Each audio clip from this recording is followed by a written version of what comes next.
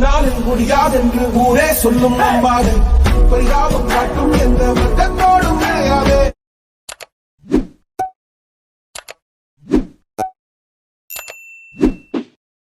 இன்றைக்கி எறா செய்யலாம் வாங்க.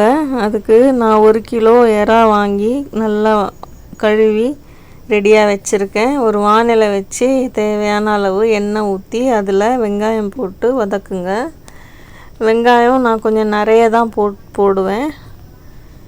வெங்காயம் கொஞ்சம் நல்லா வதங்கையிலேயே நம்ம பச்சை மிளகா, நான் ஒரு 4 பச்சை மிளகா சேர்த்துக்கிட்டேன். கூடவே ஒரு 4-5 தக்காளி சேர்த்து வதக்குங்க.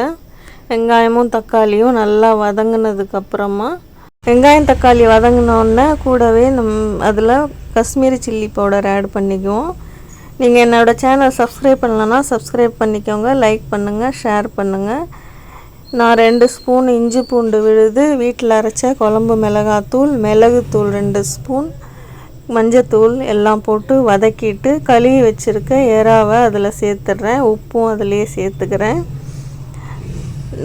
எறாவில் தண்ணி விடும், அதனால் நம்ம தண்ணி ஊற்ற வேண்டிய அவசியமே இல்லை. அதில் உள்ள தண்ணியே நல்லா வற்றி வர்ற வரைக்கும் நல்லா கிளறிக்கிட்டே இருங்க. சிம்மில் வைங்க ஸ்டவ்வு, இல்லைன்னா அடி பிடிச்சிரும்.